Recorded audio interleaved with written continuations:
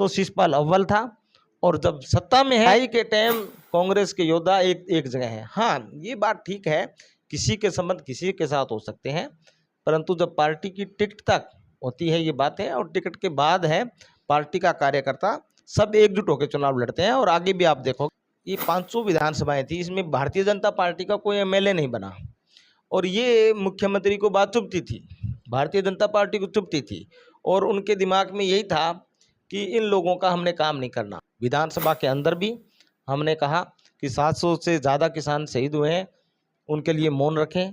संसद में भी कहा मौन रखें।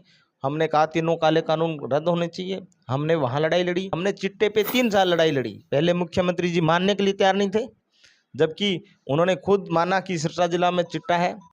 जो बड़े स्मगलर थे, जो कि भारतीय जनता पार्टी के लोगों के साथ मिल के काम कर रहे थे, उनके संरक्षण में काम कर रहे थे, उन पे कोई कार्रवाई नहीं हुई, और उसके कारण आज सैकड़ों बच्चे, हजारों बच्चे आज सिरसा जिला के चिट्टे की शिकार में, कुछ की तो मौत भी हो चुकी है। और नमस्कार, आप देखना शुरू कर चुके हैं न्यूज़ टाइम। मैं हूं आपका अपना साथी प्रदीप पिलानिया। आज हमारे साथ जो शख्सियत है वह कालावाली से विधायक शिषपाल केरावाला जी है, जिन्होंने एक मध्य वर्गीय परिवार से आकर राजनीति में बड़े ऊंचे आयाम छुए हैं, जिन्होंने कांग्रेस की एनएसवाई से अपना राजनीतिक जीवन शुरू किया और युवा राष्ट्रीय कांग्रेस तक पहुंचे। उसके बाद कालावाली से विधायक बने और आज फिर अपनी एक बार किस्मत आजमा रहे हैं कालावाली से कांग्रेस के टिकट पर, जहां एक तरफ अन्य पार्टियां या अन्य नेता टिकट के लिए भागदौड़ कर रहे हैं, वहीं कांग्रेस पार्टी ने इस बार फिर से शिषपाल केरावाला जी पर कालावाली से एक बार दांव खेला है। तो शिषपाल जी, स्वागत है आपका हमारे चैनल पर। धन्यवाद प्रदीप जी, बहुत बहुत धन्यवाद। शिषपाल जी, आपका 5 साल का कार्यकाल पूरा हो चुका है, तो 5 साल में क्या उपलब्धियां रही आपकी कालावाली क्षेत्र को लेकर? देखिए, जब पिछला चुनाव हुआ उसके बाद जो मेरी जिम्मेदारी थी कालांवाली हल्के के लिए, एज ए विपक्ष के तौर पे लगी, क्योंकि कांग्रेस पार्टी सत्ता में आने से वंचित रह गई। और जब हम विपक्ष में थे तो जो मुद्दे कालांवाली के थे, और जो मुद्दे किसान, मजदूर, व्यापारी, कर्मचारी के हितों के खिलाफ जब सरकार काम करती थी, उन मुद्दों को हमने, चाहे विधानसभा हो चाहे धरातल पे हो, हमने उसको उठाने की पुरजोर कोशिश की। उसके अलावा जो मेरा कार्यकाल के अंदर जो एक विपक्ष के तौर पे जो मेरी फंडिंग आती है, उसको मैंने पूरा का पूरा यूज़ किया, और उससे ज़्यादा अपने, चाहे लिंक्स मान लो या प्रयास मान लो, उससे हमने कालांवाली के लिए बेहतर करने की कोशिश की। जो बिल्कुल टूटी सड़कें थी उनको भी ठीक कराने की जितनी हो सकती थी कोशिश की। जितने गांव में पैसा दे सकते थे अपने कोटे का, वो हमने देने की कोशिश की। एक प्रयास किया कि अगर सरकार कुछ नहीं कर रही तो जितना हमसे हो पाता है वो करें। परंतु सरकार की मंशा ये थी कि ये विपक्ष का विधायक है, और जो जो पैसा यहाँ कालांवाली में आना चाहिए था, जो काम होने चाहिए थे, जैसे कि घग्गर का पानी लोगों की डिमांड है, वो सरकार ने नहीं किया। जैसे 2014 में चौधरी भूपेंद्र सिंह हुड्डा जी ने सेक्रेटेरिएट जो सब डिवीज़न बना दी, उसकी सेक्रेटेरिएट की बिल्डिंग नहीं बनी। जैसे कॉलेज है, बॉयज़ कॉलेज का मामला था, चाहे हेल्थ का मामला है, डॉक्टर्स की कमी है, तो इन तमाम मुद्दों को हमने बखूबी उठाने का काम किया, और आने वाले वक्त में उनको ठीक किया जाएगा। जी, अभी आपने खरीफ चैनल का नाम लिया। घग्गर से एक आपने कुछ गांव के लिए नाली का भी प्रावधान किया था। उस नाली को मुख्यमंत्री भी एक रैली में स्वीकार कर जाते हैं, आप भी विधानसभा में मुद्दा उठाते हैं, लेकिन वो बन नहीं पाई। लोगों में उसको लेकर नाराजगी भी दिखाई दे रही है। कहीं वो कुछ लोगों से जब बात करते हैं तो वो कहते हैं कि केरवाला ने प्रयास तो किए परंतु सरकार ने ज़मीन नहीं हायर की। तो आपने उसमें कितने प्रयासरत रहे? देखिए, मैंने हमने सवाल भी लगाया था उस टाइम। मुख्यमंत्री मनोहर लाल खट्टर जी थे, और हमने उनको दोनों तरफ जो कालांवाली को बांटती हुई घग्गर नदी जाती है, एक तरफ 33 गांव पड़ते हैं, दूसरी तरफ 49 के विलेजेस के करीब पड़ते हैं। हमने कहा कि यहाँ से जाती है, पर यहाँ के लोगों के पास घग्गर का पानी नहीं है, तो उनको दिया जाए। परंतु मुख्यमंत्री ने स्पष्ट कहा कि हमारे पास पानी ही नहीं है, जबकि पिछली बार बाढ़ आई है। अगर पानी नहीं है तो बाढ़ कैसे आई? और उनका जी पानी नहीं है, और उसके बाद आगे जाके ओटूम से आगे जाके पानी मिल रहा है घग्गर का खेतों को। तो हम ये चाहते थे कि ये हमारा इलाका सूखा इलाका है और इसमें घग्गर का पानी मिले। मुख्यमंत्री ने स्पष्ट विधानसभा के पटल पे जवाब दिया है। तो मैं कहता हूँ इतने इस प्रकार से भेदभाव नहीं करना चाहिए। और ये मेरी मांग नहीं थी, ये लोगों की और किसानों की भी मांग थी। जी, एक आप बार-बार विधानसभा में मुद्दा उठाते हैं कि कालांवाली उड़ता कालांवाली बन चुका है, चिट्टे जैसे नशे वहाँ पर पनप रहे हैं और उसको कहीं न कहीं रोकने में सरकार भी विफल रही है। तो उसमें एक विधायक का क्या रोल रहे? आप समझिए, विधायक का रोल मैंने बताया ना, दो तरीके के रोल होते हैं। एक सत्ता पक्ष का विधायक होता है, उसका काम होता है कि अपने हल्के का विकास कराए, काम कराए। एक विपक्ष का एमएलए का काम होता है कि जो आपके पास है उसको तो विकास में लगाएं, पर जो आप नहीं कर सकते वो मुख्यमंत्री और विधानसभा के पटल पे जाके अवगत कराए कि ये कमियां हैं, इसको पूरी कीजिए। हमने चिट्टे पे 3 साल लड़ाई लड़ी। पहले मुख्यमंत्री जी मानने के लिए तैयार नहीं थे, जबकि उन्होंने खुद माना कि सिरसा जिला में चिट्टा है। हाँ, और कोटा की रैली में वो उतारते भी हाँ उसको। हाँ, और बट उस पे काम नहीं किया। काम करने के लिए शक्ति की जरूरत थी। जो एक चेन ऊपर से आती है, पे चिट्टा कहाँ से रहे, वहां से रोकने की जरूरत थी। जिसके पास 1 ग्राम 2 ग्राम कुछ मिल रहा था, उसको पकड़ा, 10 दिनों में उसकी जमानत होगी, फिर वही वही काम लग गया। जो बड़े स्मगलर थे, जो कि भारतीय जनता पार्टी के लोगों के साथ मिल के काम कर रहे थे, उनके संरक्षण में काम कर रहे थे, उन पे कोई कार्रवाई नहीं हुई। और उसके कारण आज सैकड़ों बच्चे, हजारों बच्चे आज सिरसा जिला के चिट्टे की शिकार में, कुछ की तो मौत भी हो चुकी है। और हमारे पास आंकड़े आते रहते हैं। इसको हमने बार बार विधानसभा में उठाया। हमारा काम था कि सरकार को शीशा दिखाना, आईना दिखाना कि भैया ये कमियां इनको दूर कीजिए। आखिर में काम तो सरकार ने करना है, फैसला तो सरकार ने करना है, कोई भी नीति लागू करनी है सरकार ने करनी है। इसीलिए हमने ये कह रहे हैं कि आज लड़ाई किस लिए हम कांग्रेस पार्टी लड़ रही है कि सरकार कांग्रेस पार्टी की आए, ताकि इन जो बड़े मुद्दे हैं इन पे हम काम कर सकें। कालांवाली जो इलाका है वो कहीं से अगर खेती के मामले में देखें तो सुगम है, तो कहीं उसमें पानी को लेकर दुर्गम क्षेत्र भी है। फसलें कहीं होती है तो कहीं धान जैसी फसलें बोई जाती है। किसान आंदोलन में आप काफ़ी एक्टिव रहे, बॉर्डर गए, सिंघू बॉर्डर गए। तो अब जो किसानों का मुद्दा है कालांवाली में आप कितना देख रहे हैं? देखो, किसानों के साथ पूरा हरियाणा का किसान के साथ साथ जो साथी जिनकी भावना कांग्रेस किसानों के साथ थी, कांग्रेस के तमाम नेता वहाँ पे उन्होंने अपनी तरीके से चौक किया।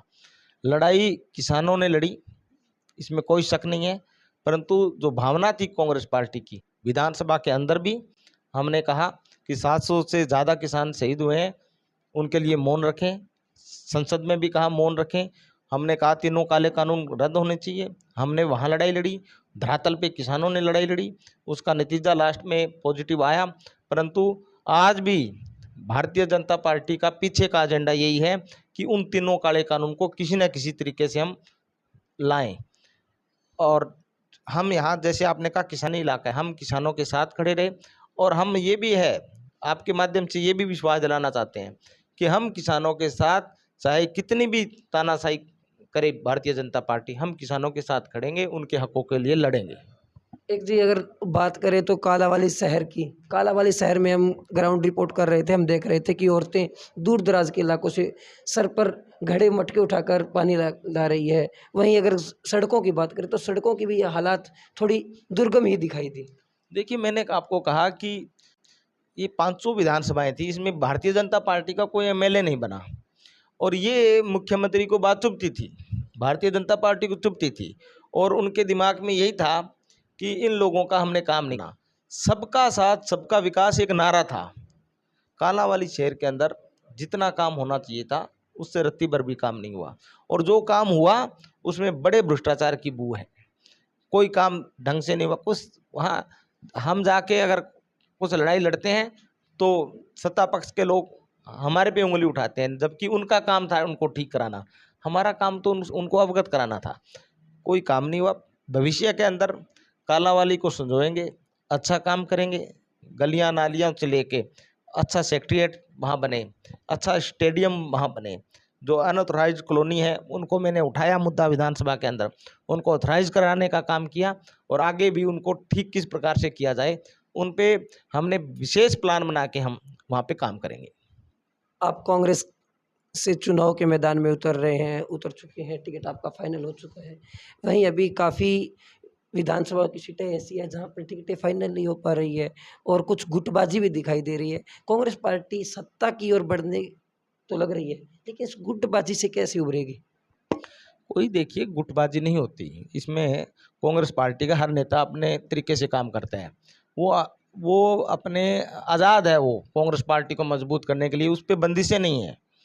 तो हर आदमी अपने तरीके से काम कर रहा है। यहाँ आपने देखा शैलजा जी चुनाव लड़ रहे थे, आप बता दीजिए, आपने ग्राउंड रिपोर्ट की थी, कहाँ पे गुटबाजी थी?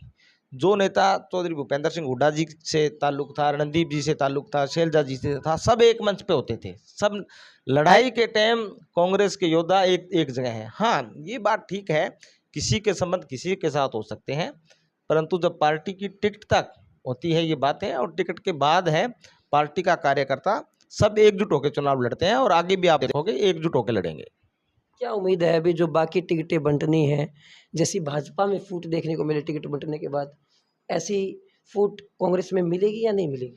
देखिए कांग्रेस में ये ऐसी फूट नहीं मिलेगी। मैं आपको बता दूं, कुछ लोग अगर ऐसे कुछ महत्वाकांक्षी लोग अगर जो हमारे विचारधारा से जो जुड़े नहीं हैं, उन लोगों का तो मैं कह नहीं सकता। बाकी सभी साथी जो कांग्रेस में हैं, जो प्रो कांग्रेस हैं, वो आपको देखोगे एक भी नहीं छोड़ के जाएगा। तो जी काफ़ी लोग जो प्रो कांग्रेस नहीं है, जो अन्य पार्टियों को छोड़कर जो अन्य विचारधाराओं से भी जुड़े थे, वो अब आप कांग्रेसवादी विचारधारा अपना रहे हैं और आप उनको अपना दामन दे भी रहे हैं। नहीं, ऐसी बात नहीं है। ये चीज़ें देखो पार्टी हाईकमान तय करता है। बहुत सी चीज़ों को देख के हर चीज़ का फैसला होता है। और चाहे कांग्रेस हो, जो कांग्रेस में आया उनके लिए भी हमारे सम्मान है। मैंने ये कहा है कि सभी महत्वाकांक्षी नहीं, कुछ लोग महत्वाकांक्षी हो सकते हैं। बहुत से लोग अन्य पार्टियां छोड़ के आ रहे हैं, बहुत अच्छे लोग हैं, वो पार्टी के अंदर स्थापित होना चाहते हैं, उनको कांग्रेस की विचारधारा में से वो प्रभावित होकर काम करेंगे, तो वहाँ कोई दिक्कत नहीं है। एक आखिरी सवाल जी, आगे 5 साल का आपके पास क्या एजेंडा है और क्या प्रमुख जो मुद्दे हैं जिन पर आप काम करना चाहते हैं और मतलब काम कर कर दिखाएंगे भी, वो क्या रहेंगे? देखो मेरी प्राथमिकता, मेरा एजेंडा कालांवाली, पूरा कालांवाली, पहले बूथ से लेके देसू मलकाना से लेके लास्ट बूथ ढानी खूह वाली पड़ता है। मेरा एजेंडा पूरे कालांवाली को संजो के रखना, उनकी जो कमियां हैं उनको किस प्रकार से ठीक किया जाए, और जो हमारे लोग हैं कालांवाली के बहुत अच्छे लोग हैं, उनका भाईचारा प्रेम बना रहे आपस में, और उनके साथ सामंजस्य बिठाकर, उनके साथ तालमेल बिठा के कालांवाली का जितना बेहतर हो सकता है वो काम करने की हमारी मंशा है। जिसमें चाहे एजुकेशन की बात हो, चाहे खेलों की बात हो, चाहे हेल्थ की बात हो, चाहे किसानों से संबंधित बात हो, चाहे शहरी बात हो, हर एक एजेंडे पे हमने काम करना है और बेहतर काम करना है, ताकि अगले 5 साल के बाद भी लोग ये कहें कि जब विपक्ष में थे तो शिषपाल अव्वल था, और जब सत्ता में है तो भी अव्वल है। तो हमारे साथ थे कालांवाली विधायक शिषपाल केरवाला जी, जिन्होंने कहा कि सरकार ने कालांवाली के साथ दोगला व्यवहार किया, जो कि किसी भी रूप में उचित नहीं है। लेकिन अब कांग्रेस सत्ता में आने जा रही है और शिषपाल रहते हुए भी अव्वल था, और अब जब सत्ता पक्ष में शिषपाल आएगा तो भी अव्वल रहेगा। धन्यवाद शिषपाल जी आपका। ओके, धन्यवाद, बहुत बहुत धन्यवाद आपका।